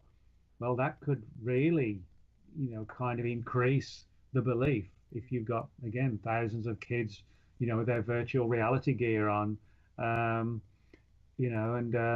living in that kind of dream world almost. Right, but like Cypher in the Matrix, you might just want that steak, no matter what. Yeah, that's right. Yeah, you may just think, I don't want to have to deal with, like we said earlier, somebody slamming into your car. I don't want to worry about this or that. I just want a nice life in a virtual world. Thank you very much. And if I don't know it's not real, I don't really care. I could see that could actually happen, With all the stresses and worries in the world, I could see how people would want just a paradise world and not have to worry that, it's actually not real. Yeah, I don't think that the virtual world in and of itself is bad at all. Growing up essentially as a little kid in the 80s through the 90s and now, it was a nice period in a sense that I wasn't alive in, the 1800s where we had nothing that we have today, but in that beautiful period where I got to evolve with the virtual world and the digital world. And so I can still feel the difference between without it and with it. Whereas future generations, they'll never know that. And I know that I spend probably much more time than I would like staring at a screen. Yeah, even things like this, which I love. I have a screen in front of me. I don't know if when you write, you probably write on a computer, right? Yeah. Yeah. So even then, yeah, maybe it's not VR, but you are sort of kind of plugged in to some degree, much more than we used to, and I can feel it. I can feel it when I take time off from the digital world. My brain gets a little bit of a refresher, and it feels good. Yeah. Well, I think, when you said about, virtual reality not being a bad thing. No, you're right. I think it's like anything in life, it's sort of how far you go with it. I like a can of beer, but I don't knock back a bottle of whiskey a day. It's kind of like that. It's like anything in moderation, I think, is a good thing if you want to do it. But it's like anything, when it becomes an obsession, and you're not able to break away from it, then that becomes a problem. And I think that's, with virtual reality, if it grows and grows, which inevitably it will, I think, it's people in the future may not care. We look at it from our perspective. They may, 50 years, 100 years from now, they may not care that they don't live in the real world. They just prefer not to. Yeah, if the Slender Man can live in both realities, in a sense, then if we get to that future where people are spending 70% of their time in VR, maybe the Slender Man will come to fruition in a world like that and become self-aware. Yeah, and that sort of, impacts on its strength and power even more. And of course, if there was a concerted effort to try and deconstruct it, well, the problem is, and you try and forget about it. The problem is how can millions of kids or whatever forget about the Slender Man? It's kind of like if I said to you, don't think about a purple coloured horse. What's the first thing you're going to think about is purple coloured horse.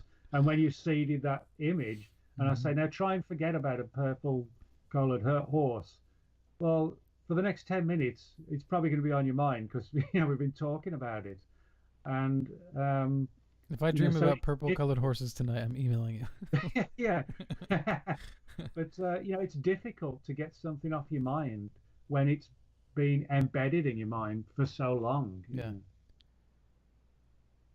Yeah, well, and that's why I said at the beginning of the show that I was very conscious about how I was reading this book. I would I put it down and not think about it, because this one creature, it's different than a Bigfoot. I've thought about Bigfoot many a time, and so have many of other people. And my guess is it's probably a real physical creature out there. So that maybe that's different, and that's why. But I have not heard of anything else similar to the Slender Man as far as it being a reality generated by our thoughts. And that, I think that's what's scariest, because in so many parallels, humans, we are our own dangers unto ourselves. Yeah, I think the big difference, there are people who've done similar things, bring things to life, like I mentioned, like Alan Moore and Alexandra David Neal with the Friar Tuck type monk. I think the big difference is that this is now, with the Slender Man, it's happened on a massive scale. Most people don't know about the stories of Alan Moore or Alexandra David Neal, because unless you're sort of doing research into thought forms, there'll be no reason for you to know about it. But I think the big difference with the Slender Man is that it's gone global and it's gone viral. If that had happened with Alexandra David Neal's story, we would all be fixating on her creepy monk, as he turned out to be in the end. But most people don't know the story. And that's the big difference. People know the story of the Slender Man, or a significant number of people know of it. And where does the Slender Man rank for you as far as all the cryptids that you've researched? Where does it rank? Well, I mean, in one sense, it ranks really high because it's probably the first example where we can make a fairly believable theory that we can create things and then they can run wild. I think in terms of importance and significance, it's relevant for that issue alone. And then the fact that, it turns the tables on people, impacts on another angle, the hostile side of it all. So, and also it may be important in terms of, like I said, understanding what reality is, what the abilities of the human mind actually are, whether we realize it or we create these things inadvertently and unknowingly. But it does sort of give us some idea as to what we can achieve. And sometimes what we achieve isn't necessarily a good thing. Right. Have you ever seen anything as far as a cryptid or even a UFO in all of your experience? Well, I've had a few weird experiences over the years. A lot of them sort of relate to synchronicities and things like that. And I always tell people not to ignore synchronicities because, to me, I've found a lot of synchronicities where it's actually helped me with my research when I'm doing things. And I don't believe they were just regular coincidence, because in some cases they were just so odd and so bizarre that you could not imagine 3 or 4 different threads all coming together and giving me sort of a lead on something that was actually researching at the time, and these leads came out of nowhere, and things like that. And so I never ignore synchronicities, and I think it's an important part of life. And again, that has an impact on reality and things like that, and what it means. So I've never sort of seen, unfortunately, the neck of the Loch Ness monster sort of surface out of Loch Ness or things like that. I did have a really weird sleep paralysis experience about, I think it was 2002, where I, was in this sort of semi-awake state and living in a duplex at the time. So I had like a corridor, all the way down the length of the duplex, because there's another part of it to the other side. And I had this sort of sleep paralysis of like, I can only describe it like a werewolf, like a humanoid figure standing upright, funnily enough, in like a cloak and a hood. But the creature, the face was not human. It was like, imagine like a German shepherd, but 7 feet tall, walking on its back legs, but with a long cloak. That's the best way I could describe it, the muzzle and the face. And it was making these sort of growls, but they weren't regular growls. If I was to sort of say, it sounds odd, if you imagine a specific animal speaking, but it's speaking in growls rather than speaking in words, but it was so weird that it sounded like a language. That's the best way I can describe it. It was like a language of growling. And then I managed to break free of it eventually, as most people do in these situations. So like it was sort of like mouthing, but the growls were coming out instead of words? Yeah, but it was as if they weren't random growls. It was almost, it's hard to explain, but it was as if the growls were actually a language that I couldn't understand. They weren't normal growls, it was like fast and, just odd kind of thing. You said you're not the type of person to wear t-shirts like, with the Slenderman on it. What kind of t-shirts do you wear? Do you wear any kind of like fun stuff like that? I wear a lot of like Ramones t-shirts and Misfits t-shirts. It's obvious if you read your blog. I love punk music, so music's my big thing, and so I got a lot of t-shirts like that. But I do get given a lot of, if I go to conferences, and the organisers have got t-shirts, they'll give me Bigfoot t-shirts and Dogman t-shirts and UFO ones, and I like wearing them. It's just that things that, I wouldn't wear like a t-shirt for, I don't know, Batman, because I'm just not into comic books and all that kind of stuff. I'm just not interested in superheroes. Oh, really? Okay. Yeah, but a lot of music t-shirts and black t-shirts. Well, you're not into comics, but are you into Star Wars? No, funnily enough, I'm not really into science fiction. I like horror movies and stuff I like detective movies, murder mysteries, but stuff like Harry Potter, Lord of the Rings, Hmm. Star Trek. I'm just the Hulk. I'm just not. It just doesn't interest me. So, You'd rather just watch European football? yeah. Funnily enough, I've got like five TV channels. I mean, five channels for football on my TV. I've got English soccer, European soccer, Italian soccer, Mexican soccer, and South American. So That's I'm a so bit of a funny. soccer fiend. And it's interesting how some people, their field of study or focus, often has nothing to do with their social life.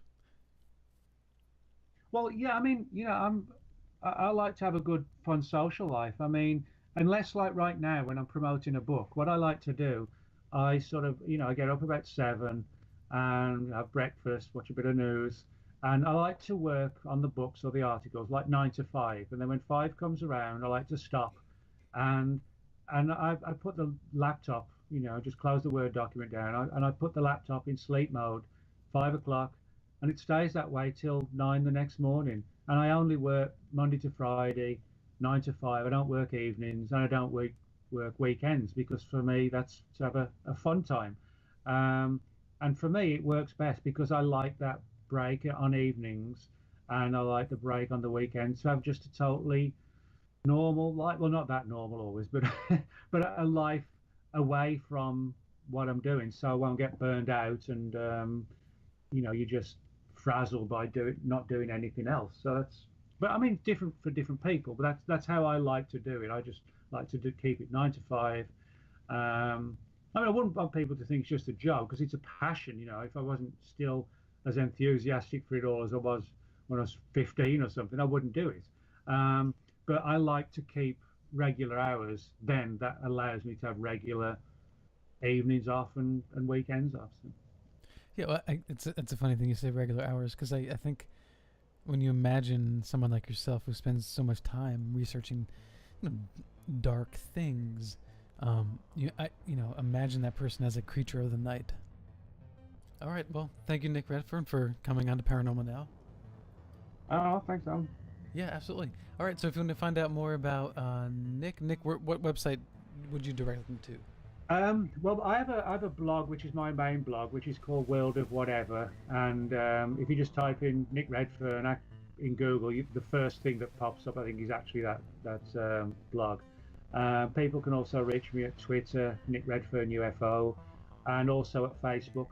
Scroll down, there's half a dozen Nick Redferns, but you'll see me. And I'm always happy to chat with people, and I'm not one of these standoffish authors. I'm always happy to share information. If people got questions, or worries, I'll try and help them, and put them, in touch with someone who might be able to help, that kind of thing. So, I kind of view it that we're all in it together, looking for answers. I don't have much time for egos in this subject. I think we always should be in an ideal world. We should all be kind of looking for the answers, sharing data, and trying to figure things out, not worrying about who gets to speak at the most conferences every year. Who cares? Yeah. Well, I think that's a good philosophy for life in general. In my experience, most people that I speak to on the program are really nice people. They're good people, and I know there are exceptions, and there are those that have egos and things like that. But by and large, people in the paranormal world that I've come across, are pretty humble. Yeah, they are. Yeah, I appreciate that. Thanks, Nick. All right, so to get Nick's book, The Slenderman Mysteries, an Internet Urban Legend Comes to Life, all you have to do is go to Amazon.com. All right, this is Alan B. Smith for Paranormal Now on the Inception Radio Network and soon to be the Dark Matter Digital Network as well. I want to thank Joe Champion, our producer at IRN, Bob Tarmac, and MJ Lucas. And in the meantime, live in the mystery. Be well, everyone.